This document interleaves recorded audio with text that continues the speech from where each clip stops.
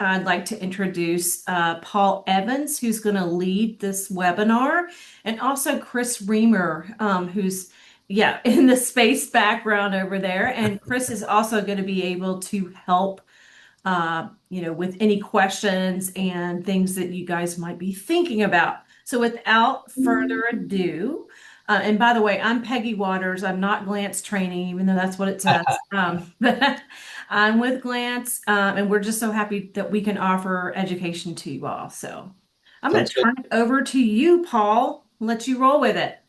Chris will get us started. I'll get us started on that. Zach had asked about having it just emailed to him when we're done. I'm assuming we can Got do it. that. So we'll Yeah, take care of that. definitely. Good deal. I'm Chris Reamer. I'm the sales manager for Matthews Paint. I want to say thank you for joining us today. Thank you for using our products. We really do appreciate the business and working together with us and Glance to help get some great jobs out the door. Today we will have Paul Evans leading our class. Paul is one of our Matthews technical service representatives, covers all of North America and any other lovely place we may end up traveling. And then Dwayne Dormany is not with us. He's actually teaching one of our classes, 2-day programs that we've got going on around the country. If you've not been to one of those and you'd like to learn more, I'd recommend taking a look at that. And you can find that by going to our Matthews website. But today we'll jump into tips and tricks. This information will be available to you guys. So if you have questions, don't be afraid to reach out to our team here. As I said, Dwayne Dormany is one of the tech reps that we've got, as well as Paul Evans, and their phone numbers and emails are here. Also, if you have general questions, we've got some very talented people on our customer service desk that can answer a lot of very good general questions. Paul and Dwayne are good for that weird, we've never seen this before type stuff, but we're all here to help you. Your local rep, myself, and our technical team. Our goal is to help you guys be as productive as you can in your paint shop.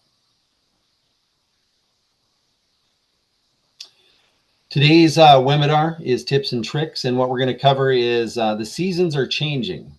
So what should we do?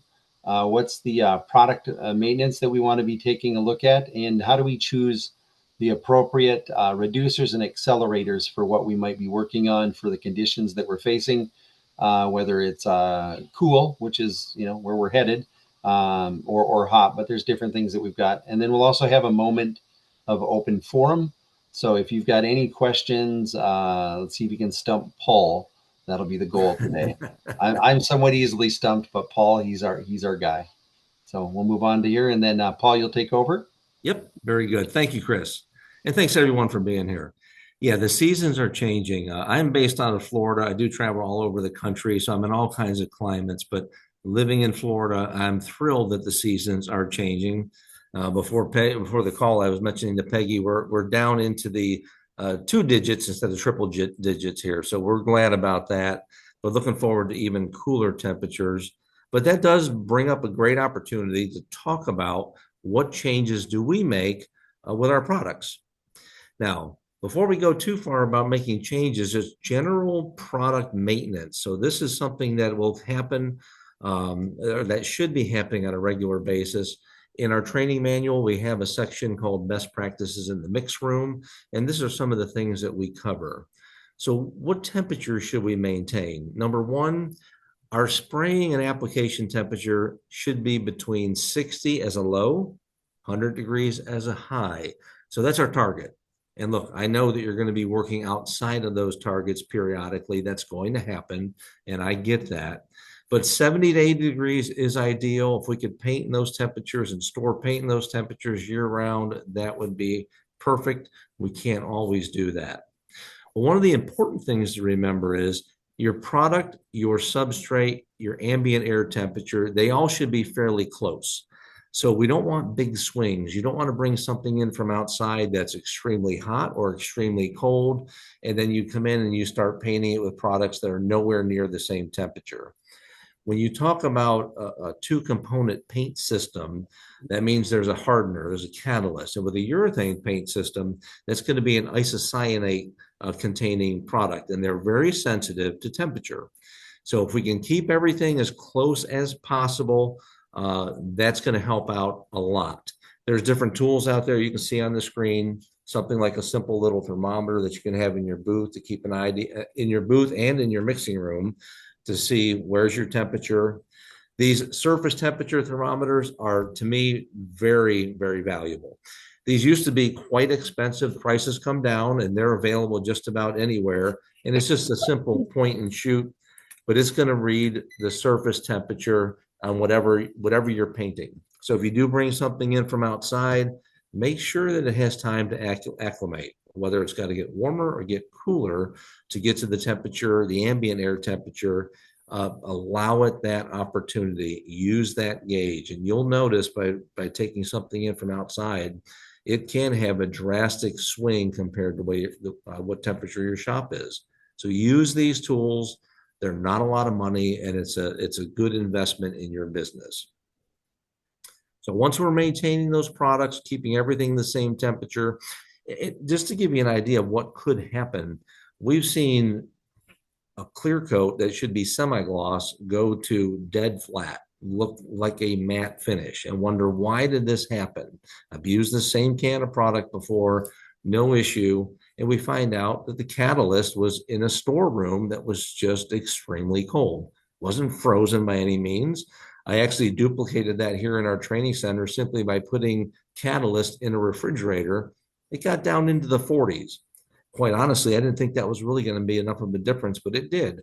It took that semi-gloss clear and made it go completely flat. Next day, resprayed those same products back up to normal temperature. Everything worked exactly the way it should. So when you have these strange things that happen, one of the questions that we'll ask, what was the temperature? What was the conditions? What was the surface temperature? What reducers did you use? So these are all very important things when we're talking about these paint products, because it is chemistry.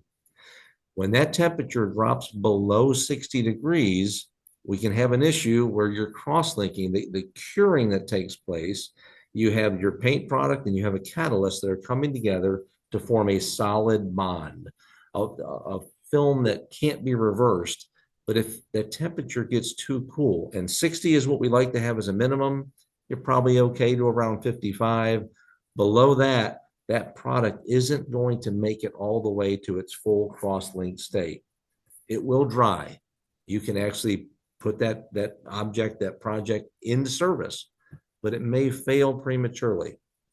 If you get to a point where you're trying to do a re-repair, you may find that it wrinkles when it wouldn't normally do that because it never cross-linked the way it should. And that has to happen in the initial stages. You can't come back in the next day in the shop and say, well, I'll turn the heat on now. No, it has to happen after that product's been applied. Those first couple of hours are critical. So watch the temperature and make sure you're maintaining that 60 or above. Now, as the temperature does change, we need to look at our reducers. These charts available on the website, and you'll see matthewspaint.com, resources, guides and resources, reducer selection. That's the path. That's actually a hyperlink, so you'll be able to click on that. It will bring you right to our website, and you can find these documents from there. So when you start looking at what reducer are you going to use, that is the first question I ask when somebody has a problem that just doesn't make sense. What reducer did you use? What was the temperature? So reducers have some important jobs that they do. They make that paint sprayable, first of all. They got to get it out of the spray gun, got to get it to the surface and let it do what it's supposed to do. So it's going to help you in that application. You need to keep the product wet long enough to everything melts together. We're not powder coating. We're putting on a liquid paint product, so therefore it has to stay wet long enough to level out, get the appearance we need, make sure we get good adhesion, and then dry properly from there. If you ever have an issue where you see blotchy finishes, uneven sheen, things just don't look like they should, it may just simply be the reducer was evaporating too quickly. So quick rule of thumb, always better to go to a hotter temperature reducer than you need based on the temperature, rather than go the other direction. So we'll talk more about that as we go through here. So temperature is your first point, and you'll see this chart is it's a nice visual chart. There's your scale, 60 to 100. But that's only the first factor. Size of the job is critical. How big is the object you're painting? If I'm spraying a little piece like this, you can follow our documents, follow our guidelines, follow our temperature ranges, no problem. I'm spraying something the size of this conference table where I'm sitting or the wall behind me. Now I need to slow that product down to give me more working time, give me more application time. And any of you out there that ever sprayed a product or a project that was large and you noticed that you were working hard to get that paint sprayed out and it wasn't looking the way you wanted to look, it had that dryness, it had that unevenness, go to a slower drying, hotter temperature reducer, and you're going to find, number one, it's easier to spray. And number two, it's going to look better. Number three, it's actually going to dry or through dry better. Keeping the surface open is critical to allow everything to dry from the bottom up the way it should. That prevents solvent pop, that allows because we're working with most of the time a low gloss finish, something below a high gloss, right? Where either semi-gloss, satin is the most common, maybe down to matte. And the lower you go in sheen, the more flattener that's in there, the more important it is to make sure we're keeping the paint open long enough. Let it settle out, let it do its thing, let it get nice and even. And you'll find that using the right reducer makes a big difference. Reducers it's not going to speed up the cure time. So a lot of people will try to actually use a fast evaporating reducer because they think they got to get it out of the booth quicker. Use the right reducer, and by that meaning possibly one temperature range hotter. And even though it may seem like it's staying wet for a few extra minutes, when it dries, it will dry better because it dries from the bottom up. We're going to talk more about accelerators in a minute. Let's touch a few more things on reducers before we leave this page. This chart is our conventional chart. On the website, you'll see all the reducers. There's a chart for each one of our reducer lines. Conventional reducers are the most common. So you'll see them listed there. There have been a few changes over the past couple of years. You should be aware of this. 6379 has been eliminated. We discontinued that product. It just didn't work that well. And unless you were doing something really small in very cold temperature, it just caused more problems than it was worth. We've discontinued it because we've been promoting using 45-280 as your starting reducer all the way down to 60 degrees, and it works great. It works even better. So 45-280, we now call it cool to warm. We just changed the name. We didn't change the product. It's the same as it's always been. That's your starting reducer. But you'll notice these reducers all have an overlap. But don't wait until you get up to 80 degrees where 45-280 stops to make that move to 45-290. At 75, you should be thinking about making that change. It's going to work better.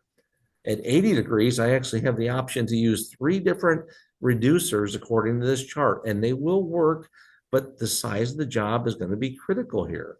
Always going up to a hotter temperature range reducer will give you more application, more ease of application, and will let it through dry better. So that's what you'll hear me preach that over and over again, and today will be no different. All right, let's look at accelerators. So accelerators now we're talking about the curing or the cross-linking. Reducers give you the application time you need. They work off of evaporation. Now we're working on a chemical level. These accelerators are actually going to speed up the reaction that's going to take place between the product and the catalyst and make that just happen faster. So it truly does speed up the curing process. And when the temperature drops, this is going to be your friend. Now, I'm a big fan of using accelerators year-round. They have a place. The next slide, we're going to cover kind of a little summary, but especially in cool temps, this is where you want to bring those accelerators out, put them to use. We have all these charts available on our website. 47117 has been discontinued. It was never a great product anyway. It's an older product. There's still some floating around out there, but really there's 3 reducers that you can use in the conventional line. And again, we've got a chart for all of our lines. including by weight and by volume. So whether you're doing it on a scale or whether you're doing it in volume using a measuring cup, you've got the charts to allow you to mix the accelerator accurately.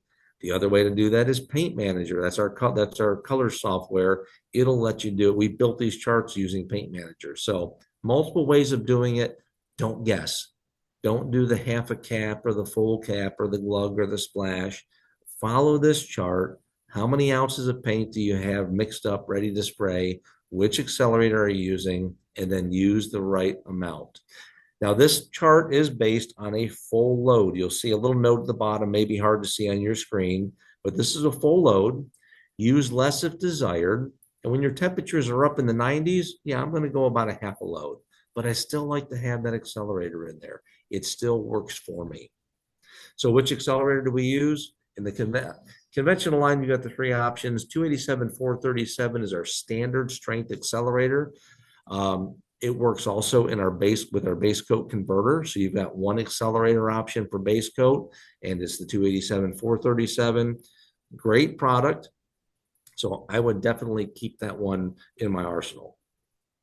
The MAP LVA 117, that is for ultra low. It does work in our conventional products. It doesn't work as good as the others because we have to keep the VOC so low. It's designed for the ultra low products, but we lose what we call pot life extender. And pot life extender is a great tool. It helps maintain that pot life while it's mixed up. Otherwise, it starts to kick over very quickly. So unless you need low VOC or ultra low VOC, there's really no need for the LVA 117. That brings us to the third one on the list, my personal favorite, 287 484. We call this turbo. Anybody that knows the Matthews products has heard of turbo before. Turbo is 3 times as strong as your 287 437. And you only use a third the amount. That's a small amount. A little bottle will last you a long time, and it does a lot for you. So I'm a big fan of turbo. Unless I'm using base coat converter, that's when I'm going to have the 287 437. But in my opinion, most of our shops having both of those accelerators, 287 437 and 287 484, you will benefit. There's a reason to have them, and you'll find a use for those. And we cover this a lot more detail in our training classes. We actually spray the products with accelerator to show you how fast they can dry and cure.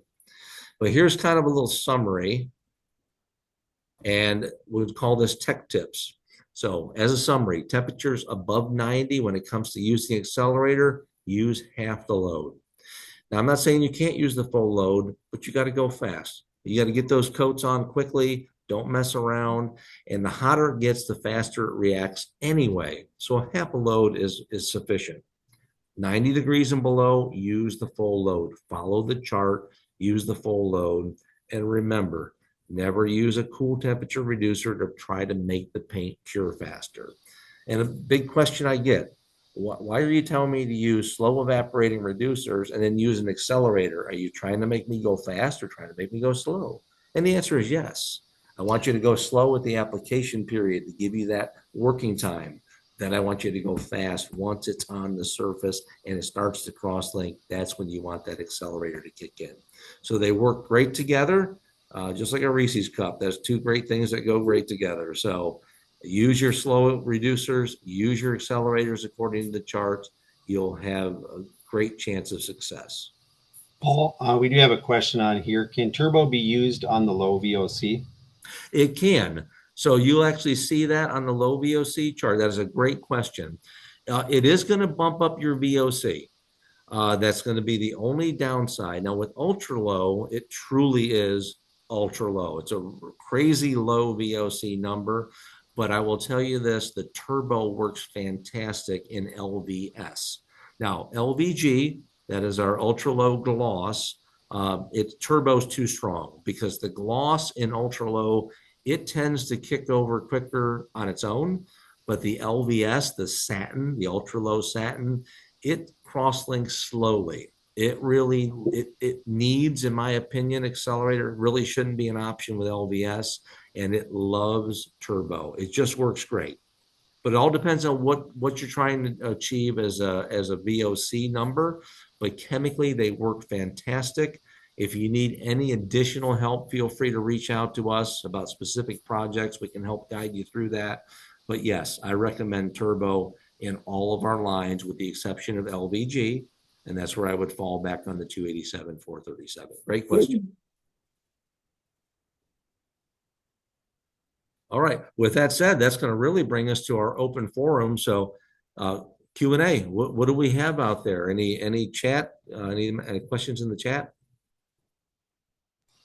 That was the question that we had so far. But if people have got other things they'd like to discuss, please don't be hesitate to bring them up, whether it's related to tips and tricks or an issue you might be facing or a solution you might have found on your own.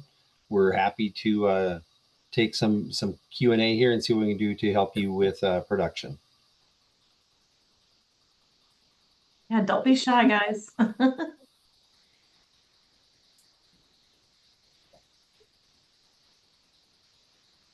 The next one we have here in the chat is, how does the rolling additive work and to what temperatures? Okay. So actually there's a couple options on your brushing and rolling additive. So let's talk about the conventional. The brushing and rolling additive takes the place of your reducer. And it is a slower evaporating reducer, if you will, but it's not just a reducer. If you've ever used the brush and roll additive, you'll notice that there's actually a lot of stuff in that can. And there's a note on the can that says, shake it up thoroughly. It has some flow additives. It has some resin in there. It'll actually slow it down. So it's going to make it flow out better. We don't recommend accelerators with brushing and rolling because the idea is you're trying to keep it wet longer, let it flow out more, let the brush or roll marks kind of level out. So, and again, we can get more specific if you need more help with that. Give us a call. We can help you. There's a brush and roll catalyst as well. But then your mix ratio changes. So there's a few different options with the brush and roll. For conventional, simplest thing to do, use the brush and roll additive, keep your mix ratio the same, 3 to 1 to 1, keep your catalyst the same, 43-270, and it will flow out very nicely. So you won't use any other reducers, but you also won't use accelerator in that case as well. LV, if you're ultra low, we just have a brush and roll reducer, LVRB51. That's your brush and roll reducer. And that truly is just a reducer that keeps it open a little bit longer.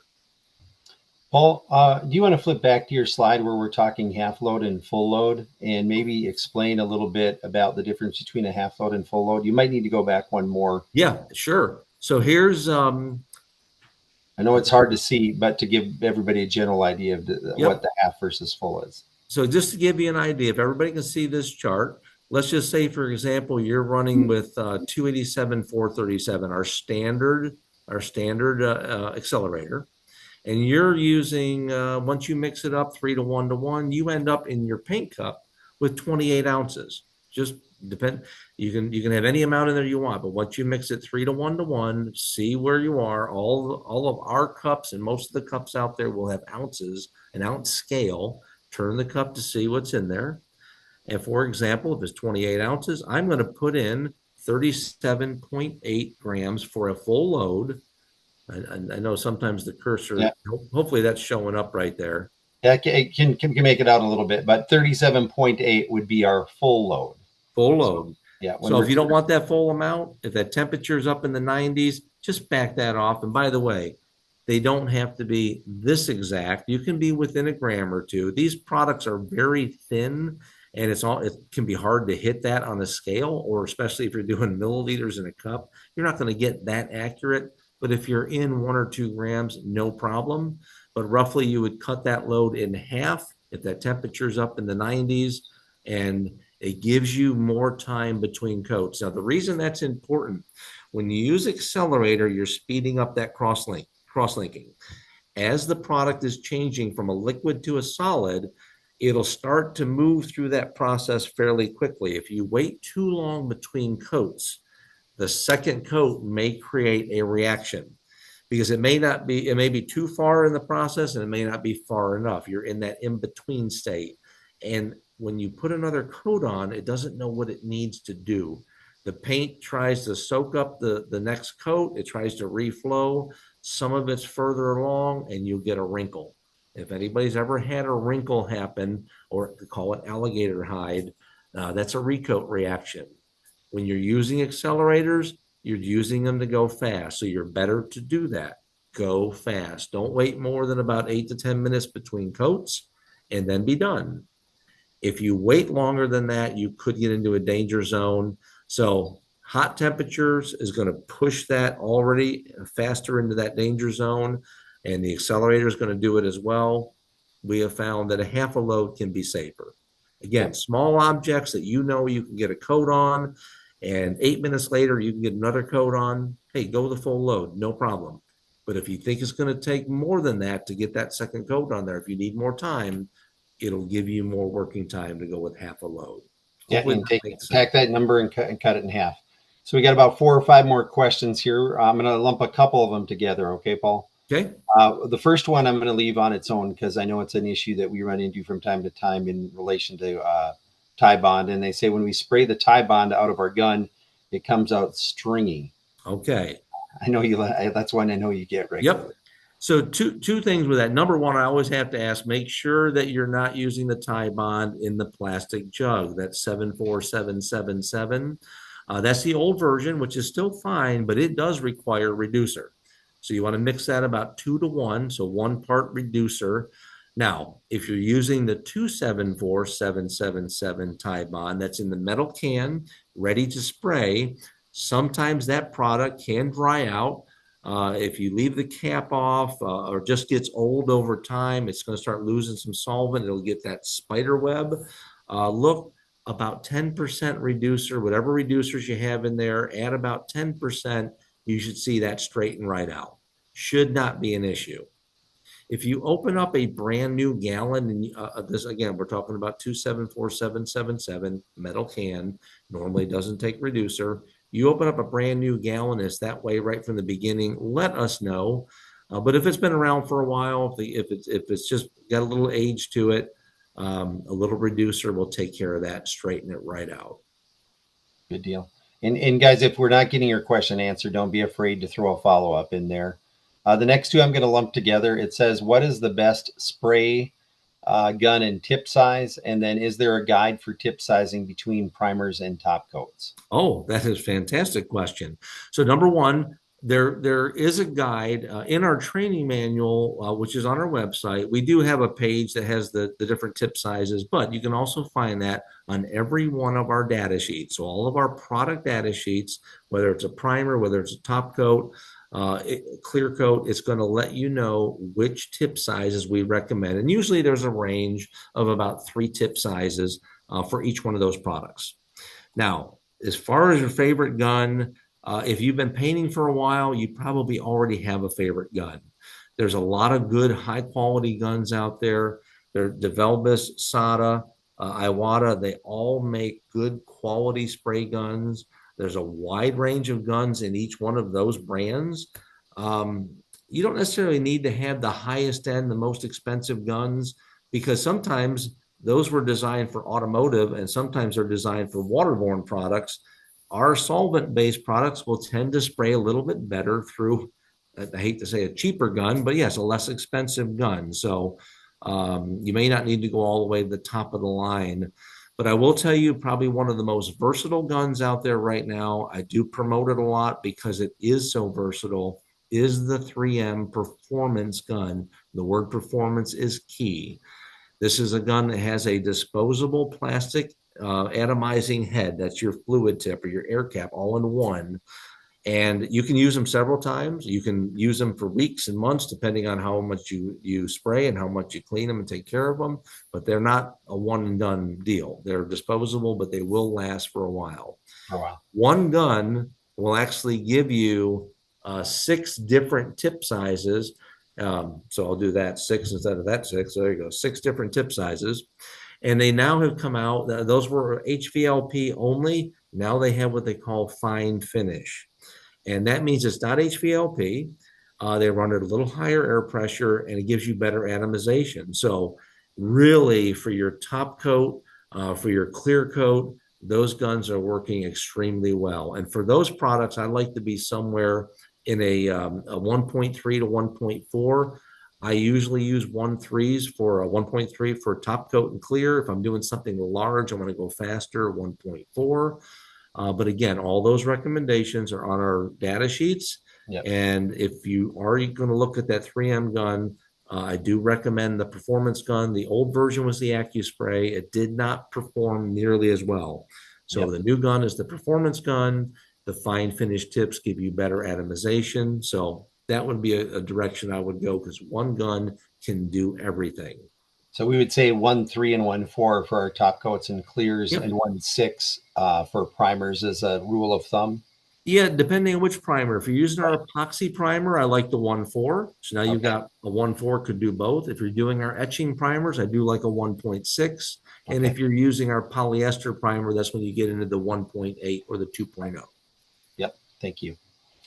How long should we give Matthews to clear to cure before we buff it? So how long would it need to cure our clear coat before it could be buffed? Okay, so that's a great question. So number one, if it is, I'm assuming we're talking about a gloss. So let's say our 42-208 gloss clear. We don't want to buff anything that has a flattener in it. So anything with semi-gloss or satin. Semi, yep. Yep, no buffing. All you're going to do is make it shiny, which is not what you want. So full gloss. And the bigger question is going to be, did you use accelerator or not? You'll notice that our top coats and clears without accelerator, even overnight, will still have a softness to them. Now, about 24 hours, they start to firm up. Accelerators change that drastically. So they'll be very firm. With accelerators, in an hour or less, you can be putting masking tape on top coat or clear. So they, depending on which accelerator you use and how you use it, but you can go very quickly. So in those cases, when you use accelerator, you really could do buffing and polishing the next day. Without it, probably a day or two. But I will say this, our products are built for durability. They're not like an automotive finish. So they're not what I call buffer friendly. They're just, they can be a harder finish. Very hard. Yep. Yep. And they're designed that way. So, but give it at least a day with accelerator, probably 2 to 3 without accelerator. Sounds good. We got a few to go here, and I know we're running long, so I'll put them out there for you. In general, is it a must to use catalyst and reducer with a top coat? Yeah, yes. Okay, so that I hear you, do we have to use catalyst and reducer with our top coat? Answer is yes. Yes. And that's always going to be mixing it according to our data sheets. To the data sheet. Yep. Yep. How is it will dry, but it will never cross link. It will never last. So you've got to use the catalyst. It will dry. I think that's a key point there. So if you've ever used it, it will dry. But just as Paul said, it will not perform as it should perform because it hasn't cross-linked and gone through the chemical change. Yep. How is adhesion of a new clear coat on top of an existing clear coat after the cure period? Is using sandpaper enough to ensure good adhesion? Yeah, generally, if you're clearing over clear, that's probably the best scenario here. As long as you're abrading it, right? Now, when I say abrading, that could be a Scotch-Brite pad. We don't have to get really aggressive. Somewhere around a 400 to 320 grit scratch, whether it's a Scotch-Brite pad or sandpaper, making sure it's a good, thorough scratch, clean thoroughly before and after, your clear coat should stick just fine to it. Good deal. And last question here. Do the high hide paints require more reducer? No, generally. So when you say high hide paint, I'm assuming we're talking about high hide white. Yep. So some of our toners, you'll notice, can be a little bit thicker than others. They're a little more viscous. I spray everything at 3 to 1 to 1. I don't play around putting extra reducer in. And it's not that you can't, but what happens, number one, you're going to lower the film build, and you might not end up having enough dry film when it's all said and done. It can also cause it to die back more. You can actually end up with a duller finish once it does dry. So I'm a firm believer, stay with the 3 to 1 to 1, meaning one part of reducer, and just use the correct reducer for the temperature, or again, one temperature range hotter. That also will help these products lay out a little bit better if they're a little on the thicker side. So if you do get something that's an older toner that's been on the bank for a long time, adding a little bit more reducer can help. But just try to do that cautiously. But that's the reason we have an open shelf life on these products. You don't know how much to add. So it's going to be kind of a guessing game. Hey, Paul, I'm going to just share our website real quick just to show Yep. everybody what it looks like and a couple of tips and tricks with that too. Okay. Okay. So I'll share the screen here. Let me grab it. This guy here. I'll stop sharing on my end.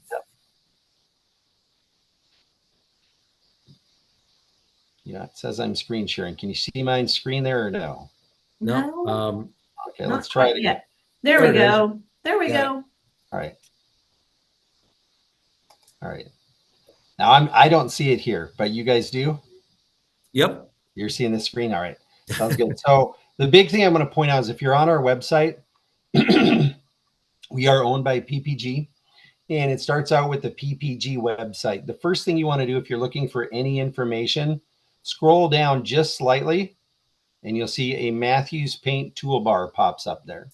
That Matthews Paint, that's going to take you to all the resources, the literature, and the things that Paul was talking about today. We've got shortcuts at the top, but if you scroll down, all of them are down here.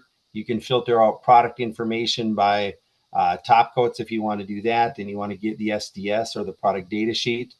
One of the tools I highly recommend, if you haven't done it, is down in our guides and resources area here. This training manual is the other one that Paul talked about. And I would highly recommend, if you haven't done that, take a look at that. And then our substrate guide is right above it. And if you're painting something you've not typically painted, this will walk you through all the steps on how to do it and do it properly and do it efficiently. So that's just a couple of quick points on our website. Sometimes people get confused by trying to click on things in the top. You got to scroll down just a few inches, and that Matthews bar, like you see now, goes away, goes back to PPG. You scroll down just a bit, and it's back. So I just wanted to touch on that quick for people using the website. Okay, great. Yeah, thank you. Yeah. I know you guys went to the new website format, so that's very helpful. Yep. All right. Well, I know we have a couple more questions, so I wasn't sure if you wanted to tackle those. Sure. I see them now. They Yeah. came in at the bottom. Yeah. How long should we let lacquerol paint cure before we can shop? Ship. So that ship. Mhm. There we go. Now I see it. Ship. So that there will not be any reaction. So proper cure time on lacquerol prior to shipping. Okay. So the thing about lacquerol is it doesn't actually cure. Lacquerol is a one component product. It's a lacquer based product. So it dries, it doesn't cure. So keep that in mind. Even in hot heat conditions, if you stack lacquerol together, even after a few days of drying, they could actually start to stick or start to have some kind of reaction. So it really is going to be dependent on the temperature, film build. So there's no good answer, unfortunately. So allow it to dry as long as possible. Packaging it, one of the things that we have found over the years is a product made by ABI, which is American Built Right Inc. So ABI, they make a lot of tapes, a lot of different things, but they make a protective film. It's called Protect Right.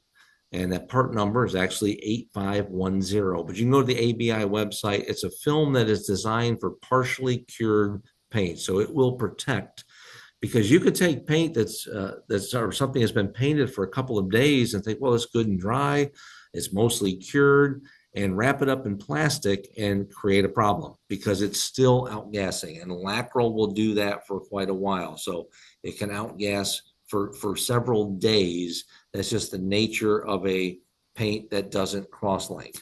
So how it's packaged and how it's wrapped up and protected and is really going to be critical. So use the right material, something that can breathe, and you should be okay. But you really at least a couple days, but there's a lot of variables there. Right, right. Many times, even on our crosslink, our full cure is up to 7 days. Yeah, So, we'd like to see you give it 7 days, even though it might be ready sooner than that, but that's the safe yeah, bet. yeah. Last question that I see here, unless nothing, I'll scroll down. No, I think we're good. When should LVS and SV be used and why? And I did have another question come up, so just FYI. Okay. So those are your ultra low products. Our conventional line, which means conventional VOC, that is legal across the country based on federal VOC regulations. However, there are certain states, certain counties, sometimes cities or local municipalities that have stricter requirements on VOC. Theme parks is a good example. They fall under different guidelines, so they need a lower VOC product. California, they do things differently out there because of all the smog and pollution. They have stricter VOC laws. So that's where those low VOC products are used. From my standpoint, and it's great to be environmentally friendly. That's awesome. To go green, that's awesome. But I will tell you, as a painter, higher VOC products are easier to work with because there's more options when we build those products. We have more options for solvents to use, and higher VOC solvents generally work better, especially with top coats and clears. They're just easier to work with. Yep. So if you have VOC restrictions in your area, we've got the products for it. Otherwise, our conventional line and all of our additives and our almost all of our primers are low VOC because they work really well in a low VOC format. It really comes down to the top coats where you've got some choices. Good deal. Can you give the part number on that product? And just as a reminder, this isn't a product that's available through us. You'll need to search it out through online and see if it's available. I think Glantz may have it available at some locations. The Protect Right with the number again. Yep, it is 8510. And the word is protect right, PROTECTRITE. So all kind of jammed together as one word. Protect right, 8510. And the company is ABI, American Built Right Inc. Yep. Last one here. What is the pot life of paint before brushing and rolling additive is added? I know that varies, but if you can give a discussion on that. So the pot life on our conventional product, if that's what we're referring to, is going to be 8 hours. And that's going to be 8 hours unless we add accelerator, which if you're rushing and rolling, as I said earlier, don't add accelerator. So you'll have an 8 hour pot life. All right. I think that's what we've got for questions. I know we've gone over. I appreciate everybody sticking around for that. Those are great Thank you guys for questions. sticking around. I think this was an excellent way to run this webinar. And we actually have another one we're going to be doing in December, and that will be your counterpart, right? Yep. Wayne will be doing that one. Yep. Yep. Yeah. All right. Well, we can tease him when he's on. So we really Absolutely. appreciate it. And I will send out a thank you to everyone and then direct you to the resources that we talked about, including the recording of this webinar. So thank you so much, guys, for sharing. Thanks, Paul. Thanks, Chris. And thanks, everybody, for joining. Yeah. Thank you for joining. We really appreciate your time. Absolutely. All right. Thank you all. Thank you.